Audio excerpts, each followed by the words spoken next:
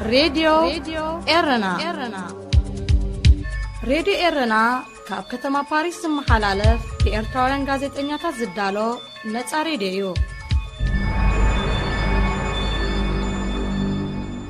أمانيل غرماية سلام أب كل خرنات على متركبو زخبركم سمعتي راديو إيرنا لومي ربع عسران حدا نحسي كل تشعن عسر شعتنيو ناي ساعة زي سمنان مدبات علم كم يالون تقطعمون مزينا تواهيدو كغربيو مكتالكم بخبرن عدم شودن نتاريخي وات داويتي ساقة تدسس مصحف تحتيما كاب بحر دحينوم نعسر شمونت معلتات اب مركب زلو إرتراوين زركبوم 98 سدتنياتات جنا تقبلهم هاجر أيرقبون سويسرلاند بزي حتى تعقبة بعسر تحدمي تاويت قديلو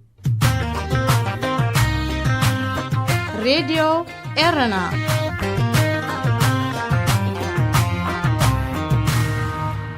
زينب زرزر تاريخي ويت ناي حده كابتوم اب إرترا نعسر شمونت عامتات تأثيرهم زلو غازيطنياتا زخونه إرتراوي شودناوي داويتي ساقة تدسس مصحف بقانقا شودن تحتيما ناب هزبي تزرجحا أدلاو نايزا 230 قصات زلو مصحف حده كابتوم اب شودن هوبات غازيطنياتا زخونه مارتين شيبيو اتا نداويت من داي زرستا مصحف تمالي 19 نحاسه اب كتما شودن بوقعي اب زتزرجحتلو سدرابي داويت يساق زركبوم استا 300 عدمات كم ترقبو وكيل إيرنا كابتو بوتا حبيرو غازيطنيا نصحفن مارتين شيبي ابزن زحلف 4 عامتات كلتا غيزين اب إرترا كبصح فولي حلفاس تغبرلو شودناويو نسوا قديمو بزعباتي مس كالايو شودناو غازيطنيا اب إثيوبيا زحلفو 438 ناي مأسرت معلتات اتغلص مصحف كم زغربه يذكر اتا مصحف اب شودن حنتي كابتن ببزحي استشطا كتكون بقعيا زان تاريخي وات إرتراوي شودناوي غازيطنيا داويت يساق تدس مصحفون اب شودن لعل تقبالنت كم زلوا تسويت تنبيرلو منغس إرترا داويت يساق زركبوم بوحدو 11 غازيطنياتات ناستات 18 عامتات دايوم كم زطفو غيرو مهلاو يفلط كاب ماكلاي بحر دحينوم نعسر 8 معلتات اب مركب زركبو 98 سدتنياتات زغبلهم هاجرات كم سانو اب اسبانيا زمدبرو تكال غبر سناي اوبن ارم سافريتو اتتكال اب ماكلاي بحري بزوافرا مركب زدحنوم إرتراوين زركبوم سدتنياتات ناب كل ما إيطاليا كي تسقع تخلكيلا كم زلا بمحبر منغست إيطاليا ناب اسبانيا كتملاسيو زحت زلو اسبانيا بوغنا نتوم سدتنياتات كم زي تقبل افريتا اب مركب نلعلي كل تسومن صنيحهم زلو سدتنياتات تسفاب مقراص قليوم النازللو ناب بحرياتو كم زلو اتتكال غبر سناي يملكت نكل تسومن اب مركب صنحو 31 قلعو زلوم لعلي 120 سدتنياتات شدشت هاجرات اوروبا كقبلهم كم تسممعا قدامي منستر ايطاليا قدم رابعتي متقاسو يذكر ايطاليا نتوم تحت عدم قلعو كتقبلهم كلا نتوم استرفوغنا ناب كالا هاجرات كغعزياو سينا ابزي زحلفه 3 قناه كاب جماجم بحر ليبيا كاب تبقسا جلابو زدحنو بزحات إرتراوين زركبوم استات 500 سدتنياتات زغبلهم هاجراسينوم ابتن زدحنو مراخب كم زركبو كغلص صنيحيو ابزحاله فرحي استا 300 سدتنياتات صعنه جلبا اب ماكلاي بحر متحلا مبزحتهم إرتراوين زخونو 257 مويتوم يوم دحر زحده غازي حيالو تكالات غبر سناي مراخب بموفر هيوتا مدحان توافيرن كوانتلوا زغبلهم هاجرات امركاب غنا كبيد بدو غتيمون الله ليبيا بوغنا كاب جماجم بحر استبقسو لعلي 300 سدتنياتات ابز زحلف سمون كم زحزتهم اقدمو تغليصيو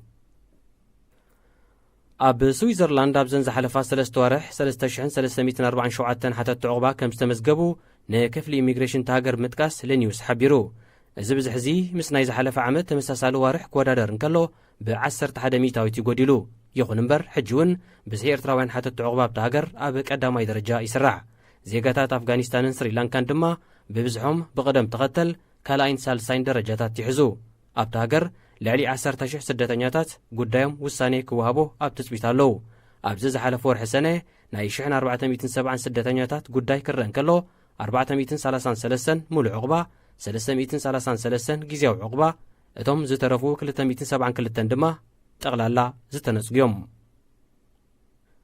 زينا ابزي فصم راديو إيرنا راديو إيرنا كاب كتما باريس محلالف بإرتاورن غازيطنياتا زدالو نتسا راديو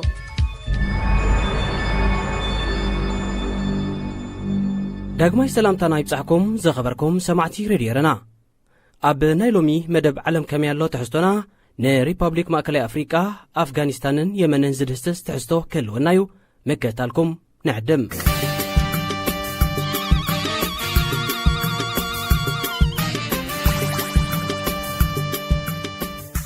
ሪፐብሊክ ማእከላይ ኣፍሪቃ ሪፐብሊክ ማእከላይ ኣፍሪቃ ኣዝዩ ከቢድ ሕሰም ካብ ዝርያት ዘለዎ ሃገራት ዝዓለም ሓንቲ እያ። ንሕሰማ ዓለም ዕሽሽ ኢሉ ወይ እንተተባሃለ ዳርጋ ጉድ ሓቂዩ የስልጥ ኣየስልጥ ክጋደለላ ዝሃቀነ ውላድ ግን ኣይሰኣነትን። ኦዝጊን ይበሃል። ዕጥቁ ሕልናን ሙዚቃን እዩ። ኣብ ሪፐብሊክ ማእከላይ ኣፍሪቃ ካብ ዘለዉ ህቡባት ጸሓፍቲ መስመራት ሙዚቃ ሓደ እዩ። ኣብ ዝቐረባ ግዜ ኣብ ጀኔቫ ስዊዘርላንድ ናብ ዝርከብ ኤሮጳዊ መደበር ሕቡራት ሃገራት ከይዱ ንዒ ዓለም በጃኺ ንዓደይ ረኣያ ክብል ተገዲዱ በቲ ፍሉይ ናይ ሙዚቃ ክእለቱ። ሃገሩ ሪፐብሊክ ማእከላይ ኣፍሪቃ ነዚ ዝሓለፈ 7 ዓመታት ብኲናት ሓድሕድ ትሕመስ ዘላያ። ኦዛጊን ብዛዕባ ህዝቡ ዝሓልፎ ዘሎ መከራ እዩ ዝደርፍ። ደቂ ዓዱ ሓረስቶት ከይሓርሱን ከይዓጽዱን ዝኽልክሎም ዘሎ ሁከትን ንድራር ዕለቶም ክምእርሩ ዝሓልፍዎ ስቓይን ይገልጽ። ህዝቡ ካብ ዕጡቓት ክርሕቕን ነብሱ ከድሕንን ዘጋጥሞ ከርተት ኮፍ ኣቢሉ የርኢ። ስድራኻ ድራር ዕለቶም ክረኽቡ ክትገብሮ ትኽእል ዘይግበር ግብሪ ብሓዘን ኣሰኒዩ ይገልጽ። ኦዛጊን ስድሪኡ ከኣልዩ ትምህርቲ ቋሪጹ። ንደቁን 4 ኣሽቱ ኣሕዋቱን ከኣሊ ዝኽእል እንኮ ሰብ ንሱ ጥራዩ ነይሩ። ኣብ ሃገሩ ስራሕ ክስእን እንከሎ ናብ ጎረባብቲ ሃገራት እናኸደ እንጀራ የናዲ ከም ዝነበረ እውን ይሕብር። እንተኾነ ንእሽቶን ቁንጽቡን ስለ ዝነበረ ኣሚኑ ስራሕ ዝህቦ ሰብ ይስእን ነይሩ። ስለዚ ኸዓ ግዳም ሓደር ኮይኑ 4 ዓመታት ኣሕሊፉ። ሓንቲ መድሕን ነብሱ ግን ረኺቡ ተውህቡ ኣብ ሙዚቃ። እቲ ዝሓለፎ ከቢድ መከራ ተወዲቡን ሰብ ወዲቡን ክሰርሕ ደፋፊእዎ። ገንዘብ ኣዋፂኻ ንሓያለ ቖልዑ ኣብ ናይ ግዳም ሓደር ህይወት ተስፋ ኮይንዎም። ሃይማኖት ከይፈለየ ዝገብሮ ብምዃኑ ኸዓ ዝያዳ ስምን ዓወትን ረኺቡሉ። ኣብ ርእሲ ከተማ ሃገሩ ኣመንቲ እስልምናን ክርስትናን ተፈላለዮም እዮም ዝነብሩ። ንሱ ኸዓ ነዚ ፍልልያት እዙ ክስዕር ክጋደል ምዃኑ ይሕብር። ሕቡራት ሃገራት ንቕልውላው ሪፐብሊክ ማእከላይ ኣፍሪቃ ርሱን ቅልውላው ዝብል ስም እዩ ዘጠምቖ። እዛ 5 ሚልዮን ዝህዝባ ሃገር እቶም 1 ሚልዮን ካብ መነባብሮኦም ዝተመዛበሉ ምዃኖም ከኣ ሽግርቲ ሃገር ክሳብ ክንደይ ዓበ ምዃኑ ዘርእዩ። ፍርቂ ሚልዮን ካብ ህዝቢ ሪፐብሊክ ማእከላይ ኣፍሪቃ ሎሚ ኣብ ከባቢ ሃገራት ስደተኛ ኮይኑ ዝነብር። ኣብዚ ሕጂ እዋን ነቲ ሃገር ካብ ሕፅረት መግቢ ብመጠኑ ከገላግል ዝኽእል ናይ 1.8 ሚልዮን ዶላር ከም ዘድልያ ይሕበር። ኣብዛ ዕለት ከም ገለ መግቢ ዝረኽቡ ዜጋታት ጽባሕ ክበልዑ ድዮም ኣይበልዑን ዝፈልጥዎ ነገር የብሎምን። ፕሮግራም መግቢ ዓለም ወርሓዊ ንልዕሊ ፍርቂ ሚልዮን ሰባት መግቢ ይዕድል። እዚ ደገፍ እዚ ግን ኣኻሊ ከም ዘይኮነ ናብ 1 ሚልዮን ገጹ ክጽጋዕ ከም ዘድልን ክሳብ መወዳእታ ዝዓመት እዚ 35.5 ሚልዮን ዶላር ከም ዘድልን ይሕብር። እዚ ነገራት እዚ ክሳብ ዝኸውንን ህዝቡ ክሳብ ዝርህዎን ግን ኦዛጊን ንህዝቢ ሪፐብሊክ ማእከላይ ኣፍሪቃ ንዓለም ክጠርዓሉ ከም ዝተዓጥቀ ይገለጽ።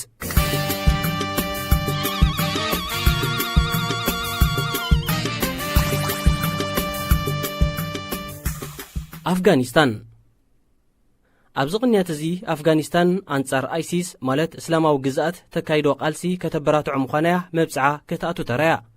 ንሳ ነዚ መብፅዓ ኣጽኒዓ ከተተግብር ትግደስ ዘላ እቲ ጉጅለ ነቲ ኣብዚ ቅንያት እዚ ዘጋጠመ ኣስካሕካሕ ፍጻሜ ሓላፍነት ምስ ወሰደሉ እያ። ብነድሪ ዝነደደ ፕረዚደንት ሃገር ኣሽራፍ ጋኒ ንኹሎም ዕቆቢታት እስላማዊ ግዝኣታት ክድምስስ ምዃኑ ገሊጹ። ኣብ ሓደ ናይ መርዓ ኣጋጣሚ ኣብ ከተማ ካቡል ሓደ ሽበራዊ መጥቃዕቲ ተኻይዱ። ቈልዑ ዝርከብዎም 63 ሰባት ከኣ ተቐቲሎም፣ ካልኦት ናብ 200 ጽጉዕ ሰባት እውን ቆሲሎም። ጉጅለ እስላማዊ ግዝኣት ከኣ ነቲ መጥቃዕቲ ዘካየድኩ ኣነ ባዕለየ ኢሉ። እዚ ጭካነ ዝመልኦ ተግባር ዘቖጥዖ ፕረዚደንት ጋኒ መበል 100 ዓመት ናጽነት ኣፍጋኒስታን ንምኽባር ኣብ ዘቕረቦ መደረ መንግስቲ ንኹሉ ስፍራታት ጉጅለ ክዕንዎ ክፍትን ምዃኑ ነጊሩ። ንነፍሲ ወከፍ ዝነጠበት ደንበር ጌሳውያን ንጹሃት ሕነ ክንፈዲ ኢና። ኣንጻር እዚ ጉጅለ እዚ እነካይዶ ቓልሲ ክቕጽል እዩ። ኣብ ሕነ ምፍዳይ ከይተሓጸርና ኸዓ ሱር ሰራውር እዚ ጉጅለ ክንቡንቅስ ኢና ኢሉ። ኣህጉራዊ ማሕበረሰብ ኣብዚ ጻዕሪ እዚ ክትሓጋገዞ ኸዓ ጸዊዑ። ፕረዚደንት ኣሽራፍ ጋኒ ነዚ ኣብ መርዓ ዘጋጠመ መጥቃዕቲ ናይ ጣሊባን ኢድ ተሓዊስዎ ከም ዘሎ ይገሊጹ።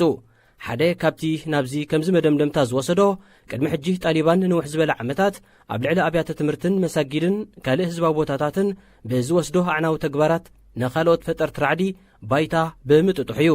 እቲ ኩነታት ከምዚ ኢሉ እንከሎ መጥቃዕታት ደው ኣይበለን።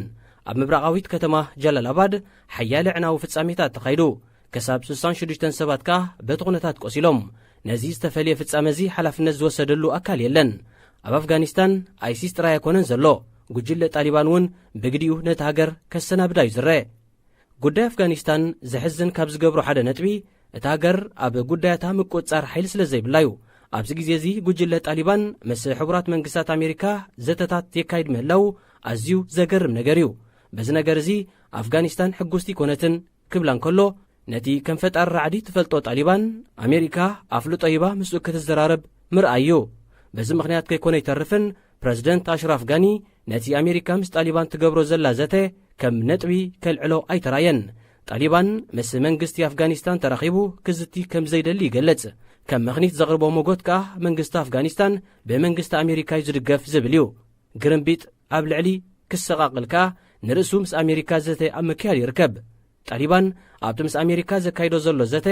አሜሪካ ሰራዊትኪ ሰሓቢ ዝብል ጠለብ ክህሉ እንከሎ አሜሪካ ኸኣ ነቲ ኣብቲ ሃገር ዝቕጽል ዘሎ 18 ዓመታት ዝወሰደ ህከት ደው ከብል ደልየ እያ ትብል ኣብቲ ሃገር ዋላ እኳ ካብ ካልኦት ሃገራት ተዋፂኦም ዝኣተዉ 8,000 ወተሃደራት እንተለዉ ኣብ ርእሲኦም ናይ አሜሪካ ጥራይ 14,000 ዝኾኑ ኣለዉ ብዙሓት ነቲ ኩነታት ዝከታተሉ ክኢላታት ፖለቲካ አሜሪካ ኣብ አፍጋኒስታን ህውከት ደው ክብል ከም እትደሊ ትገልጽ እኳ እንተኾነት እቲ ኣውራ ድሌት ግን ፈጠርቲ ራዕዲ መደበራት ረኺቦም አሜሪካን ዘላቶ ስፍራታት ዒላማ ከይገብሩ ስለ ዝሰግአት እያ ሎኽ አሜሪካ አፍጋኒስታን አንጻር አይሲ ተካይዶ ዘላ መጥቃዕቲ ብዘሰልጥን መንገዲ ክትፍጽሞ እቲ ምስ ጣሊባን ጀሚርናያ ዘለና ዘተ ክበራታዕ ይግቦ ዝብል እምነት ኣለዋ እዚ ኣብ ዝቕንያት እዚ ኣብ ልዕሊ ኣብ መርዓ ዝነበሩ ንጹሃት ዝተፈጸመ መጥቃዕቲ ፕሬዝደንት አሜሪካን ምክትሉን ኮኒኖሞ ዶናልድ ትራምፕ አፍጋኒስታን ላቦራቶሪ ራዕዲ ክትከውን ከም ዘይደሊ ክሕብር እንከሎ ምክትሉ ኸኣ እቲ ዝተኻየደ መጥቃዕቲ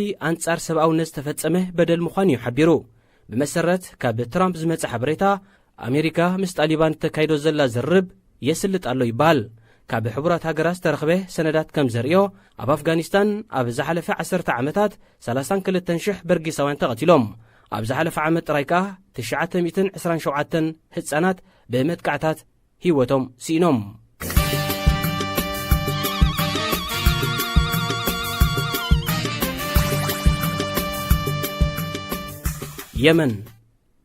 የመን መደበር ህውከት ኮይና ዘላ ሃገር እያ ኣብኣ ዝፍጸም ዘሎ ምዕባለታት ከኣ ሩቲናውን ዘሕዝንን ጥራዩ ስለዚ ኸኣ ነገለ ጥቕሉል ተመክሮ ሃገራዊ ጉዕዛ ኣዘኻኺርና ናይሎም መደብና ብኡ ክንዓጹ ኢና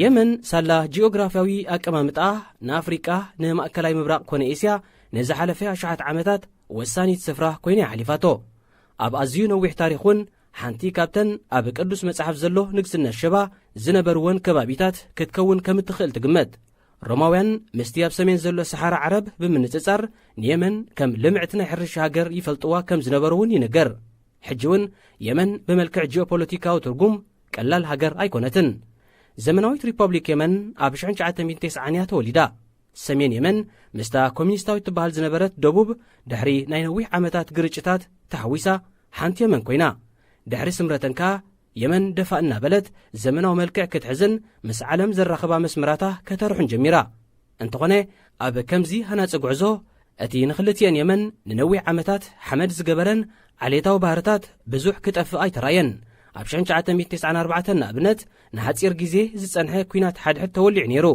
እቶም ካብ ደቡብ ነቒሎም ንምንጻል ዝዓለሙ ሓይልታት ከኣ ኣብቲ ኩናት ሓድሕድ ተሳዒሮም የመን ሓንቲ የመን ኮይና ናይ ምኻድ ዕድላ ቀጺላቶ እንተኾነ እቲ ዓሌታዊ መንፈስን ኣጠማምታን ጠፊኡ ስለ ዘይጠፍእ ኣብ 2009 ውን ሓይልታት መንግስቲ ኣካለቲ ሽዓ ዛይዲ ዝበሃል ሃይማኖታዊ ወገን ምስ ዝኾኑ ሑቲ ኣብ ሰሜናዊ ክፋልቲ ሃገር ኣብ ግርጭት ኣትዮም ብሰንኪቲ ህውከት እቲ ኸኣ ብማይት ዝቝጸሩ ሰባት ሞይቶም ብሚልዮን ዝቝጸር ህዝቢ ኸኣ ካብ መነባብርኡ ተመዛቢሉ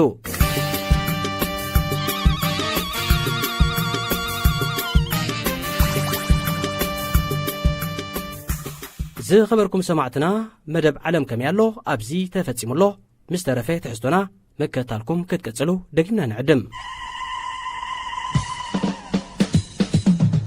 ተጥዕሙ ምስ ሬድዮ የርና ኣብዚ መደብ እዚ ንማሕበራዊ ህይወት ዘንጸባርቑ ጽሑፋት፣ ግጥምታት፣ ድርሰታትን ዋዛታትን ዝቐርቡ ኮይኖም ኣብ ህይወት ንዘጋጥሙ ጸገማትን ኣፈታትሖምን ኣመለኻኽታና መዓልታዊ ህይወትና ተዘክሮታት ንእስነትን ካልእ ንኣጠማምታና ውልቃዊ ህይወትና እናንጸባረቐ ዘዘናግዕን ምኽርታት ዝልግስን መደብ እዩ። ተጥዕሙ ምስ ሬድዮ ኤረና ዝኸበረን ዝዓዘዘን ሰላምታና ተቐበሉ ፍትዋት ተኸተልቲ መደብና ከመይ ቀኒኹም? እዚ ትወትር ረቡዕ ዝቐርበልኩም መደብኩም መደብ ተጥዕሙ እዩ። ንሎሙን ከምቲ ልሙድ ንዓኹም መዘናግዕን ምህርን ዝበንላይ ትሕዝቶ ዳሊና ኣብ መደብ ሰዓትና ተረኺብና ኣለና። ክሳብ ፍጻሜ መደብና ምሳና ሓቢርኩም ብኽብሪ ክጸንሑ ዝዕድመኩም ኣዳላውን ኣቕራብን መደብ ተስፊት ዮሃንስ እየ። ሰናይ ምክትታል። ሬድዮ ኤረና ሬድዮ ኤረና ካብ ከተማ ፓሪስ ዝመሓላለፍ ብኤርትራውያን ጋዜጠኛታት ዝዳሎ ነጻ ሬድዮ እዩ። ክትሓልም ትኽእል ኢኻ፣ ክትጭብጦውን ትኽእል ኢኻ። ጄይሶን ኣሪስተዛበል ወለድ ምስ በለየ ሓንጎላዊ ልምሰት ኣጋጢምዎ። ሓካይም ኣጋጢምዎ ዘሎ ሕማም ከቢድ ብምዃኑ ጸራግ ሳእኒ ንምዃን ክሕልን ከም ዘለዎ ነዲኡ ሓቢሮማ። ጄይሰን ግን ንሓካይምን ካልኦት ኣብ ልዕሊኡ ትሑት ግምት ንዝነበሮምን ኣተሓሳስብኦም ጌጋ ምዃኑ ኣእሚንዎም። ኣብ ደቡባዊ ምዕራብ ኮሎምብያ ትርከብ ከተማ እዩ ተወሊዱ።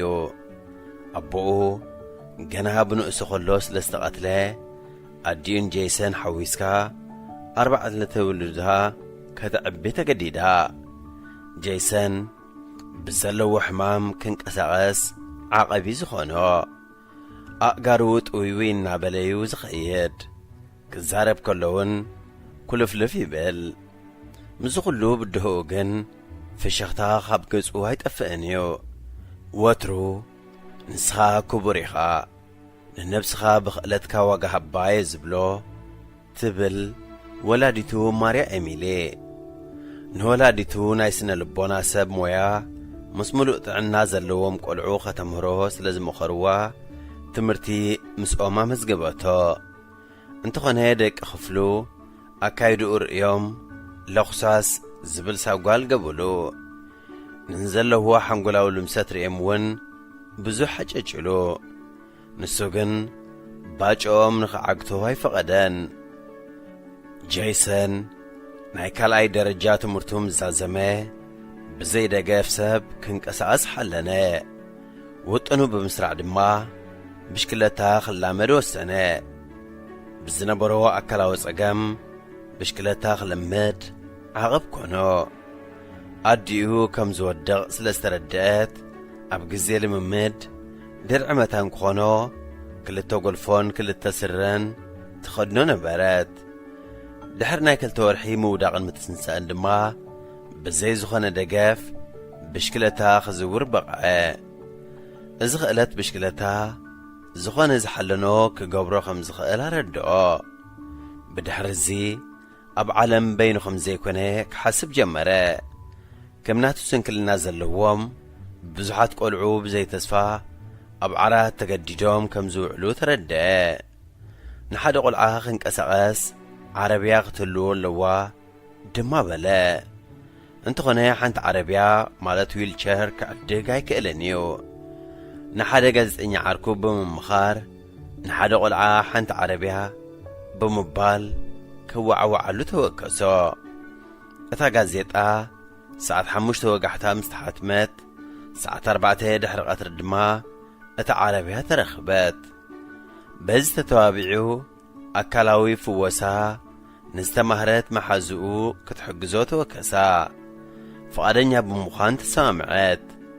ጄይሰን ስድራኡ ንዝጥቀመሉ ጋራጅ ክጥቀመሉ ሓተቶም።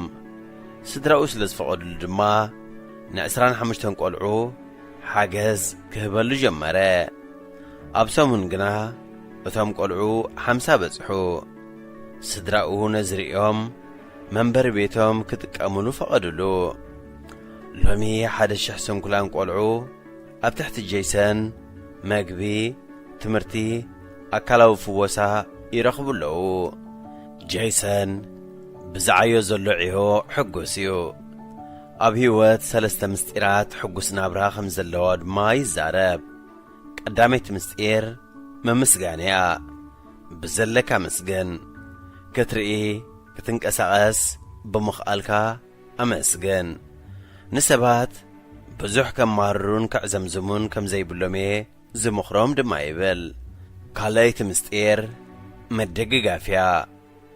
ብዙሓት ሰባት ከምዚ ምስ ረኸብኩ ንኽስቶ ክሕጉዘ ይብሉ እዮም። እንተኾነ ከይሓገዝዎ ይሓልፉ። ስለዚ ብዘለካን ብትኽእሎን ሓገዝ። ሳልሰይቲ ምስጢር ምሕላም እያ። ሽሕ እኳ ዕለታዊ ናብራና ንሕልምና ዝቐትሎ እንተኾነ ምሕላም እንተቋሪጽና ግን ዕላማ ህይወትና ስለ ዝጠፍእ ንሕለም ድማ ይብል። ጄይሰን ምስ መደበር ቴሌቪዥን CNN ኣብ ዝገበሮ ቃለ መጠይቕ እዛ ትካል ረድኤት ንኣሽሓት ቈልዑ ካልአይቲ ቤቶም እያ። ኣብዚ ትፍሉይ ነገርን ንገብሮ ምንክብኻብን ፍቕርን እዩ። ንሓጐስ እዞም ቈልዑ ኢና ንቃለት ዘለና። ኣብ ሙሉእ ዓለም ዘለዉ ወለዲ ደቆም ስንኩላን ብምዃኖም ጥራይ ወላ ሓንቲ ክገብሩ ከም ዘይክእሉ ክመስሎም ይኽእል እዩ። እዚ ክቕየር ዘለዎ ተሓሳስባ እዩ። ምናልባት ውልድካ ስንኩል ክኸውን ይኽእል እዩ። እዚ ማለት ግን ወላ ሓንቲ ውህቦ የብሉን ማለት ኣይኮነን ኢሉ ጄይሰን። ሎሚ እቲ ብሓካይም ወላ ሓንቲ ተስፋ የብሉን ዝተባህለ ብደቂ ክፍሉ ለኹሳስ ዝብል ሳጓ ዝተዋህቦን ጄይሰን ወላ እኳ ጥውይዊ እናበለ ዝኸይድ እንተኾነ ነብሲ ኽኢሉ ክጓዓዝን መኪና ክዝውርን በቂዑ ይርከብ። ጄይሰን ንስንኩላን ቈልዑ ብሕጋዊ መንገዲ መታን ክጣበቕ ኣብ ቤት ትምህርቲ ሕጊ ዓውደ ሕጊ ምጽናዕ ይርከብ። ወለዲ ስንኩላን ቈልዑ ጄይሰን በፂሕዎ ዘሎ ደረጃ ብምርኣይ ደቆም ከምኡ ክኾኑ ከም ዝኽእሉ ኣሚኖም ይርከቡ። እዚ ወዲ 33 ዓመት መንእሰይ ስንክልናኡ በዲሁ ንኣሽሓት ቈልዑ ናይ ትምህርቲ፣ ሕክምና፣ መግቢ ሓገዛት ብምፍጣሩ ነቲ ብመደበር ቴሌቪዥን CNN ፍሉይ ዕዮ ንዝገብሩ ዓመታዊ ዝውሃብ ሽልማት CNN ሄሮ ኣዋርድ ክዓትር በቒዑ። ኣብቲ ብቐጥታ ዝተመሓላለፈ ፈነወ ክኣምን ኣይክእልኒ። ሄሎ ኮሎምብያ፣ ሄሎ ብምሉእኩም ስድራ ቤት ስንኩላን ቈልዑ ክነግረኩም ዝደሊ ሓሳብ ኣሎ። እወ ንኽእል ኢና። ክትሓልም ትኽእል ኢኻ፣ ክትጭብጠውን ትኽእል ኢኻ። ቃላት ንኸውፅእ ህርድግ እናበለ ዝበሎ እዩ። ጄይሰን $100,000 ናይ ክብሪ ዋንጫን ሒዙ ናብ ዓዱ ኣብ ዝተመልሰሉ ኣብ ከተማ ኮሎምብያ ልክዕ ከም ናይ ሓደ ጅግና ምዕሩግ ኣቀባብላ ተገብረሉ። ጸሓፊ ኣብርሃም ዮሐንስ። ሬድዮ ኤረና ሬድዮ ኤረና ካብ ከተማ ፓሪስ ዝመሓላለፍ ብኤርትራውያን ጋዜጠኛታት ዝዳሎ ነጻ ሬድዮ እዩ። ማዳልያ ኸሲሩ ልብታት ዝኸሰበ ኣትሌት። ኣብ ውድድር ጉያ እግሪ ዘጋጠመ ሓቀኛ ፍጻመ እዩ። ኬንያዊ ኣትሌት ሲሞን ቺፕሮት ኣብ ናይ 10,000 ሜትሮ ዝተገብረ ዓለም ለኻዊ ውድድር ኣትሌቲክስ ንመወዳድር ተመሪሑ ኣብ መዛዘሚ ሕንጻጽ ንኽበጽሕ ኣብ ዘማዕድወሉ ድሕሪ ዝነበረ እዋን ዘጋጠመ ተኣምራዊ ፍጻመ እዩ። ኣትሌት ሲሞን ኣብዚ ዝተጠቕሰ ኣጋጣሚ ወዲ ሃገሩ ንዝኾነ ብርቱዕ መቐናቕንቱ ኬኔት ኪፕኬሞይ ዝተባህለ ተወዳዳሪ ብድኻም ተሰኒፉ ክዋላእ ረኣዮ። ሲሞን ብቐጽበት ነቲ ኣብታ መዓልቲ ቀዳማይ ብምውጻእ ዝዓትሮ ጽዋዕ ዓወት ካብ ልቡ ብምውጻእ ማለት ነቲ ኻልኣይ ግዜ ኣብቲ ውድድር ብምዕዋቱ ክረኽቦ ዝሓስቦ ናይ ወርቂ መዳልያ ስልማት ከም ዘይናቱ ድሕሪ ምርኣይ ነቲ ኣብቲ ውድድር ብድኻም ዝተሰነፈ መቐናቕንቱ ደጊፉ ንምትንስኡ ወሰነ።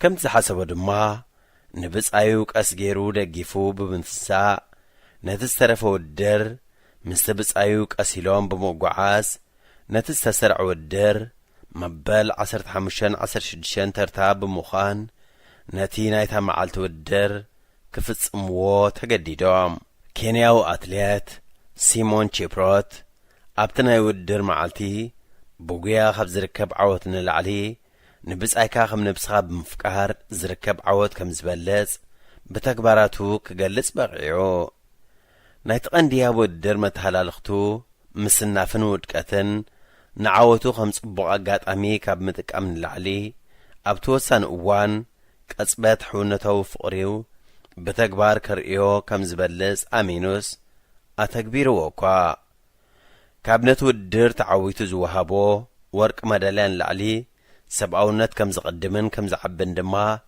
ابت معلتي بزفصمو تكبار نملع على ما فليطوا اتليت سيمون ورق مدالያ ገዲፉ ካብ ወርቅ ንላዕሊ ዝኾነ ነገር ግን ፈጺሞ ነቲ ኩነታት ብቐጥታዊ ፈነወ ብመስኮት ቴሌቪዥን ዝከታተሉ ዝነበሩ ሰባት ንሲሞን ጅግና ጅግና በመባል ክውድስዎ ገይርዎም ኣብ ናይጄርያ ዝርከቡ ናይ ዓለም ለኸ ኣትሌቲክስ ወኪላት ንኬንያዊ ኣትሌት ሲሞን ከም ምሳሌ ጅግንነት ብምርኣይ ንዝገበሮ ሰናይን ኣብነታውን ተግባር 1 ሚልዮን ሺሊንግ ሸሊሞሞ ናይቲ ውድድር ኣዳለውቲ ብወገኖም ነቲ ብሰብኣውን ብጻያውን ሓልዮት ተደሪኹ ዝገበሮ ተዘካሪ ውዕለቱ ካልእ ተወሳኺ 1 ሚልዮን ሺሊንግ ኣወፊዮምሉ ካብ ንመተሓላለኽቲ ከምስዓር ንላዕሊ ንምንየትካ ምስዓር ዝያዳ ጅግና የስሜካ ክበሃል ስለከ ከምዚዩ ዘየብሉን ኣይኮነን ብዓብኡውን ካብ ስም ዝና ማዕረግን ንላዕሊ ሰብኣውነት ዘለዎ ሰብ ክትበሃል ይበልጽ እምበር ከመይሲ ወዲ ሰብ ካብ ኩሉ ብሉጽ ብምዃኑ ነዚ ጽሑፍ ተርጊሙ ዝለኣኸልና ተስፋለት ቲኤምዳ ኣዚና ነመስግን ሬድዮ ኤረና ሬድዮ ኤረና ካብ ከተማ ፓሪስ ዝመሓላለፍ ብኤርትራውያን ጋዜጠኛታት ዝዳሎ ነጻ ሬድዮ እዩ።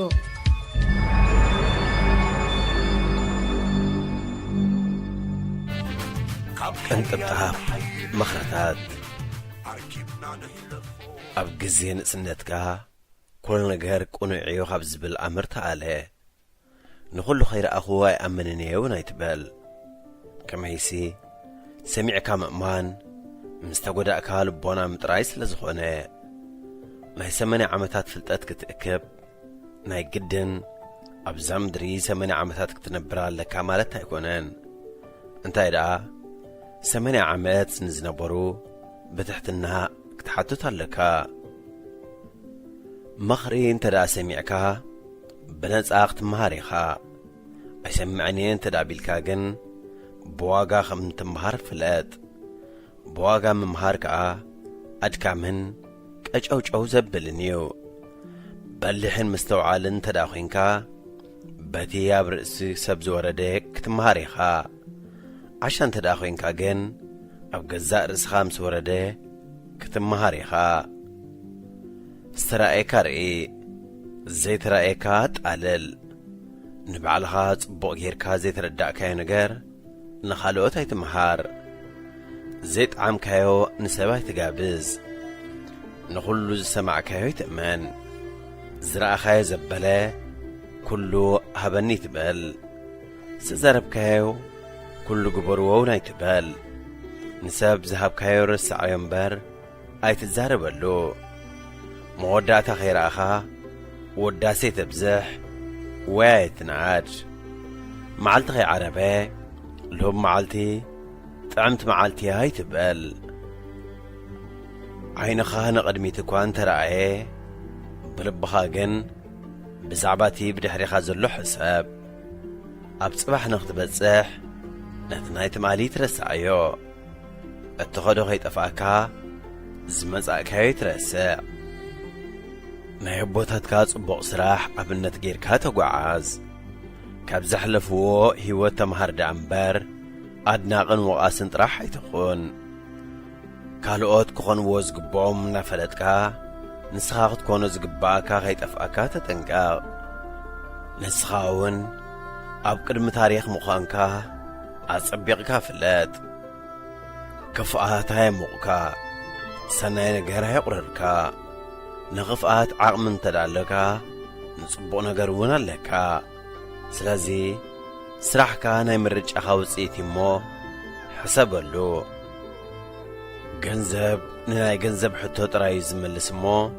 ንኹሉ ነገር ገንዘብ ወይ ዋጋ የውፅኣለዩ ቢልካ ይትሕሰብ ንዘለዎ ሰብ ኣይትጉየይ ምጽዋትካን ስራሕካን ከም ዓቕምኻ ደኣ ይኹን እምበር ካብ ዓቕምኻ ንታሕትያ ይኹን ድኻ ኸለኻ ተለቂሕካ ህያብ ኣይትሃብ ብዙሕ እንተዘይተሸጊርካ ንቐንጠመንጢ ቢልካ ኣይትለቃሕ ግቡእካ ወይ ዕዮኻ እንተዳወዲእካ ነቶም ካልኦት ዕዮኦም ዘይወድኡ ሓግዞም ንሃብታም ኣይትስሓቆ ጉልበት ድኻታት ኣይትመዝምዝ ብዘይ ሰብ ኣይኮንኳን እሞ ሰብ ኣይትጽላእ ዝደየብካሉ ኣስካላ ኣይትርግሓዮ ከመይሲ ንኽትወርድውን ስለ ዘድልየካ ነንዝረኣኻያ ሰበይቲ ናይ ምፍታው ጠባይካ ከይገደፈካ ሓዳር ኣይትጀመር ከይተሓተትካ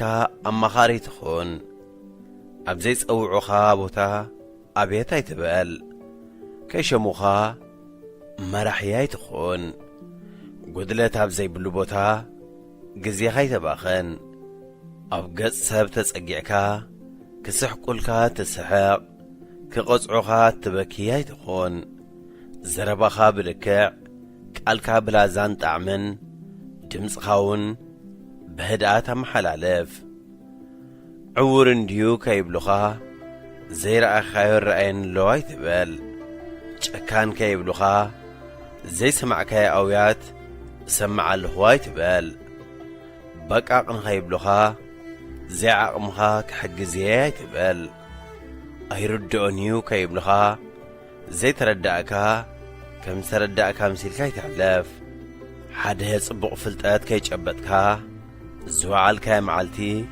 ከም ዝነበርካያ ኣይትቝጸራ ስለዚ ኩሉ ግዜያት መጻሕፍቲ እንብብ ምሁራት ሕተት ንኹሉ ነገር ከይነዓቕካ ስማዕ ስልጣን ኣብ ዝሓዝካሉ መራሒ ደኣ እምበር ኣዛዚ ትኹን ኣርኣያ ብምዃን ቀቅድሚ መጓሰ ህዝብኻ ኾይንካ ደኣ ኣስዕቦ እምበር ብድሕሪት ኰይንካ ይትቐድም ብዕላማ ንበር ኣብ ጉዕዞ ህይወት ዘጋጥሙኻ መሰናኽላት ዘጽንዑኻን ዝምህሩኻን ደኣ እምበር ስራሕካን ጉዕዞኻን ዘቋርጹ ይኮኑን ህይወት ቤት ትምህርቲ እያ እሞ ከይፈለጥካዮም ብዙሓት ትምህርታት ከየምልጡኻ ተጠንቀቕ ናይ ግዜ መከራ ፈተውትኻ ይትረስዕ ናይ ሎሚ ሰብ ጥራሕ ኣይትኹን ነቲ ናይ ትማል እውን ዘክሮ ንምንታይሲ ክሳድ ዝተፈጥረ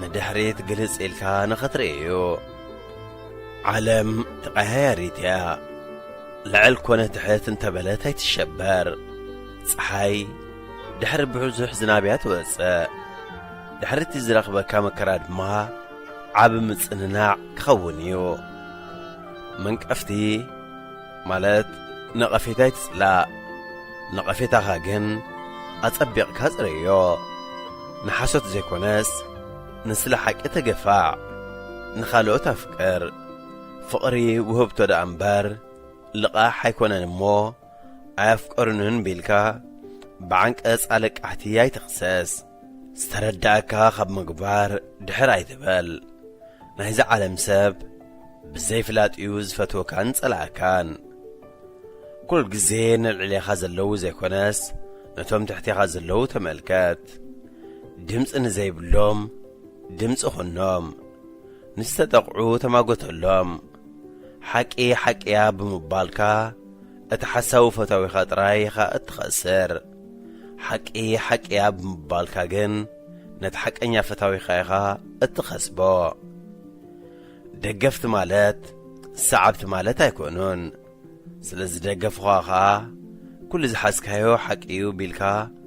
ደረቕ ኣይትኾን መን ይፈለጥ ሎሚ ሆሆ ዝብልልካ ሎሚ ንኽርስዑኻ ክኸውን ይኽእል እዩ እንተ ብኸይልካ እውን ቃልካ ማሪኽዎም ዘይኮነስ ዝሞተ ዘመዶም ዘኪሮም ክኾኑ ስለ ዝኽእሉ ኣልቂሶምለይ ቢልካ ዘረባኻ ገደብ ኣልቦ ኣይትግበሮ ንሓቂ ብብዝሒ ደገፍቲ ከይትመዝና ተጠንቀቕ ንሓቂ እምበር ንኸይብሉኒ ኣይትንበር እዚ ኽብለካ ከለኹ ግን እቲ እትነብረሉ ህዝብን ባህልን ምስ ሓቂ ክሳብ ዘይተጋጨወ ኣይትከራኸር ሰባት ባህሎም ፈሊጥካ ምስ እተኽብረሎም እዮም ዝቕበሉኻ ኣስተውዕል ቈልዕነት ከምቲ ዝለስለሰ መሬት ንእስነት ኣዝመራ ሽምግልና ኸዓ ዘመነ ዓጺድ እዩ እቲ ምስ ዓበኻ ተዓጽዶ ናይ ግዜ ንእስነትካ ኣዝመራ እዩ እሞ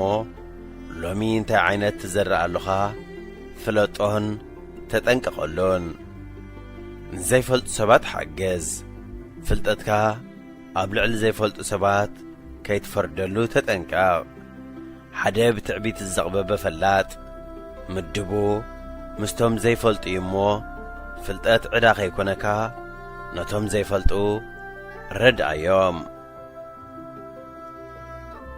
ነዚ ጽሑፍ ተርጊሙ ዝለኣኸልና ምሕረት ኣምላኽ ኣዚና ነመስግን ተሳትፎኻ ይፈለየና ድማ ንብል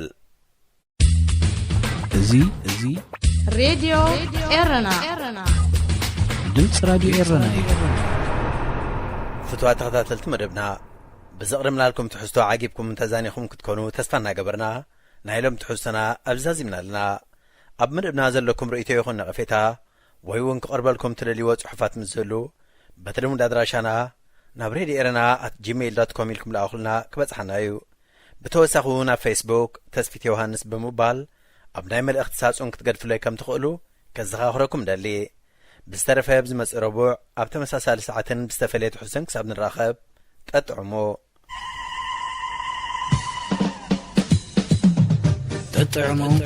ምስ ሬድዮ ኤረና ኣብዚ መደብ እዚ ንማሕበራዊ ህይወት ዘንጸባርቑ ጽሑፋት ግጥምታት ድርሰታትን ዋዛታትን ዝቐርቡ ኮይኖም ኣብ ህይወት ንዘጋጥሙ ጸገማትን ኣፈታትሖምን ኣመለኻኽታና መዓልታዊ ህይወትና ተዘክሮታት ንእስነትን ካልእ ንኣጠማምታና ውልቃዊ ህይወትና እናንጸባረቐ ዘዘናግዕን ምኽርታት ዝልግስን መደብ እዩ ጠጥዕሙ ምስ ሬድዮ ኤረና ዝኸበርኩም ሰማዕትና ናይ ሰዓት እዚ ሓፈሻዊ ትሕዝቶና ኣብዚ ተዛዚሙሎ ስለ ምክትታልኩም ደጊምና ንመስግን ሰላም